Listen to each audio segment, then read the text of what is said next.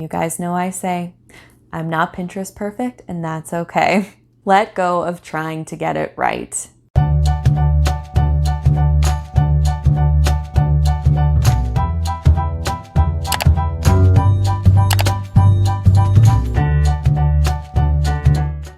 Hey there, budget buddies. Welcome back to my real life budget, and welcome if you are new. My name is Angel.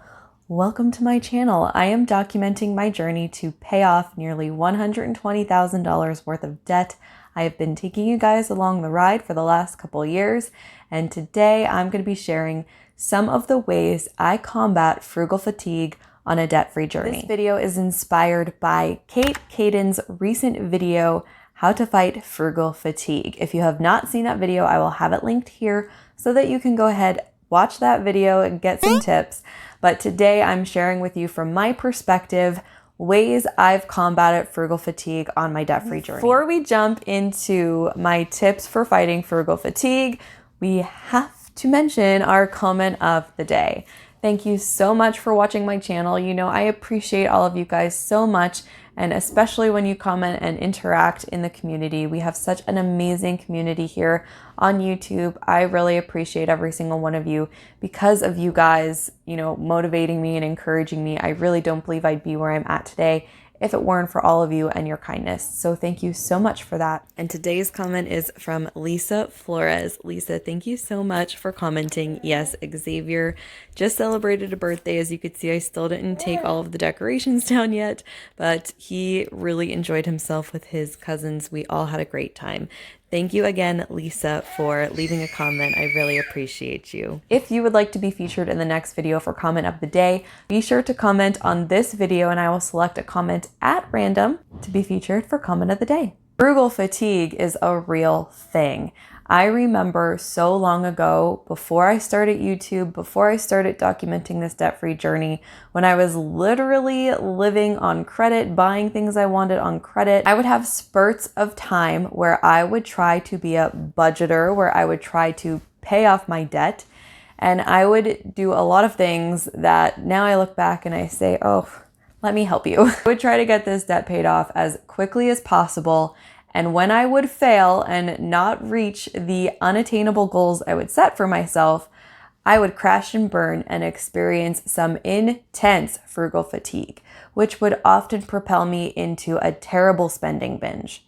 And yes, those spending binges were on credit. I have grown from that time in my life in leaps and bounds, and today I would like to share with you 8 ways I combat frugal fatigue on my debt-free journey. The first thing that I realized that was very important for me is to take one debt at a time. In 2020, I realized I set some very unrealistic financial goals for myself. I had to learn how to take one thing at a time. I would see the debt total and just completely feel petrified. I felt so overwhelmed. I felt like, what's the point? I'm always going to be here in this place. And then I had to ask myself, like, where do I want to be in 5 years? And in 5 years, I did not want to be in the same place. So I said, okay, something I can do is take one small step at a time. And that first small step was to stop using my credit cards and to start paying off my first debt of my choice. Taking one debt at a time really helped reduce the feeling of overwhelm that I had. And it also helped me start feeling more motivation towards my debt goals as I started to pay off my first debt. That leads me to my second tip for fighting frugal fatigue, which is celebrating the small victories. When I started celebrating the small wins on my debt-free journey, I really started to feel proud of myself. I started to feel like I was accomplishing something. Those small victories really added up a lot over time. The third thing I find that is very helpful when it comes to fighting frugal fatigue is deprogramming instant gratification. Instant gratification was something that I got a lot of when I used my credit card. I didn't realize the amount of time, the amount of hours I had to work in order to pay for something. I would mindlessly swipe and feel good in the moment. And then I would come home maybe a day or 2 days later, or better yet, when the credit card statement came in the mail, I would look at what I have done and I would just be so mad at myself. I would hate myself. I would say nasty things to myself and I would feel ashamed. I'd feel stupid. I have videos documenting this early on in my journey here on YouTube that you guys could go ahead and watch if you'd like to see. I was truly in those places. What I've realized was that these good things, they take time to come to fruition. And I really learned that last year when Jordan and I decided to start planting our first garden.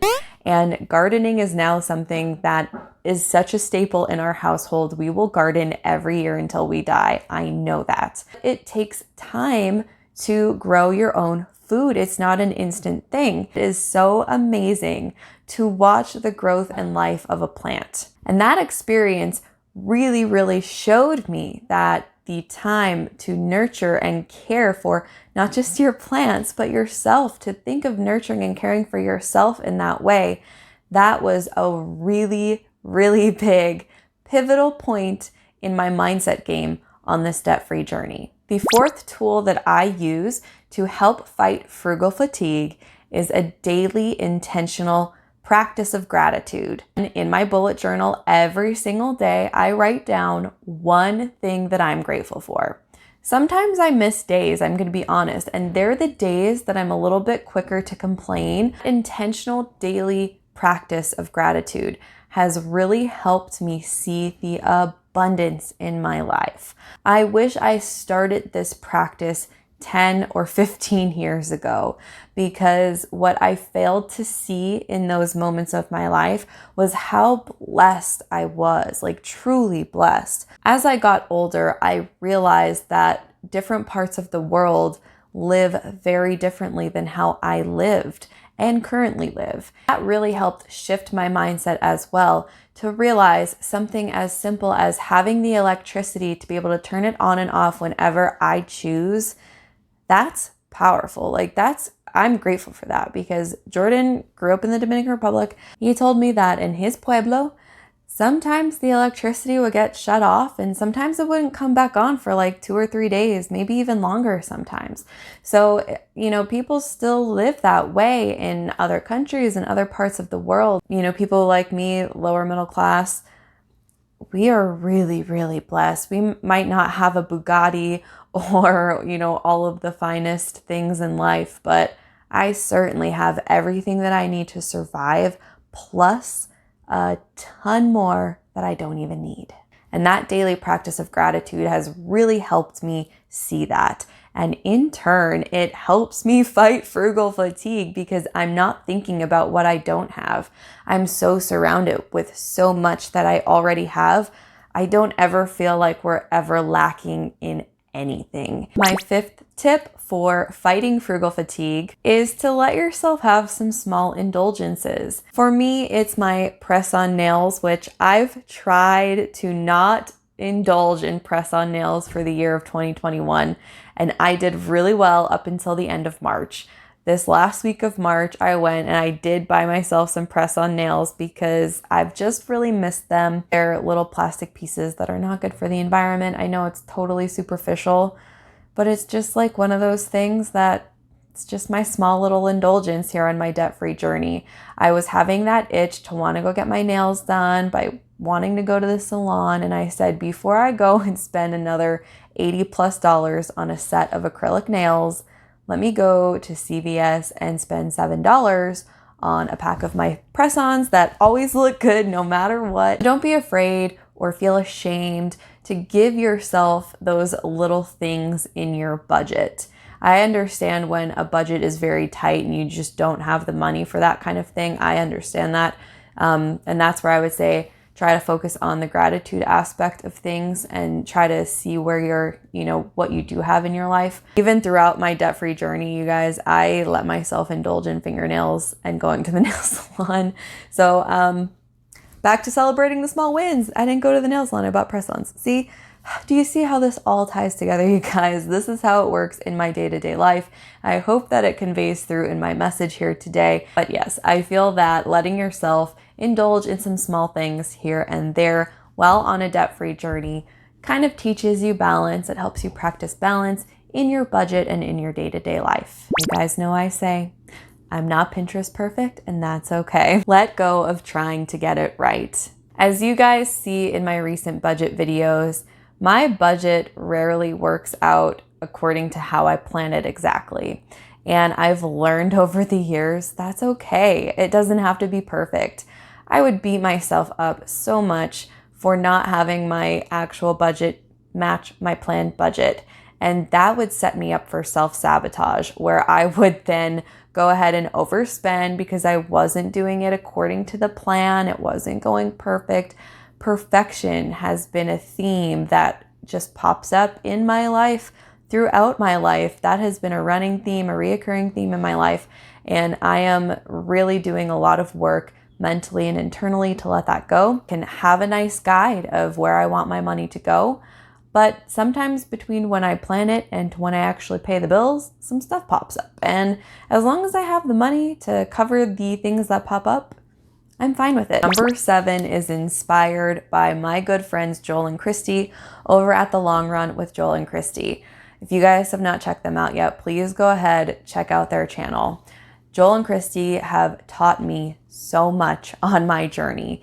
They have been one of my original subscribers, like from the very beginning of this channel, and they have followed my journey and encouraged me even when I was making terrible financial choices, when things seemed like they would never get better. Joel and Christy were there, always leaving me supportive comments, telling me that I can do it, and I really appreciate that. One of the things that they say on their channel is that it's a long run, give yourself some grace. And giving yourself grace on a debt-free journey, and just in life in general, like not just in a debt-free journey, just giving yourself grace, what a powerful thing to do for yourself. I've recently learned this giving yourself grace thing, like very recently. It has really changed my perspective and my mindset on this debt-free journey and in my real life. My 8th tip, how I fight frugal fatigue on my debt-free journey, is when I'm really like not having the best mindset day, might be in a little bit of a trench, when I'm feeling that overwhelmed, when I just can't get myself into the right mindset. What I like to try to do is redirect that energy and redirect my focus into something that brings me joy.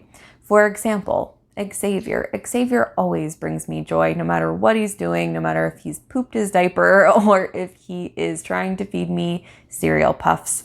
He brings me so much joy. So when I am feeling really caught up in my head, I really like to take some extra time to give him some extra love and attention, because it also makes me feel better. Another thing that I really love to do is yoga and meditation, and I know that that's not for everyone, but for me, connecting to the earth, I love doing yoga outside, and it's getting nice enough now that I can do that. I love feeling connected to the earth. I feel so energized. I just feel so good when I'm out in nature. That's also how gardening makes me feel, just very in tune with nature, very in tune with the moment. And I actually asked you guys on Instagram, what are some of the things that you like to do?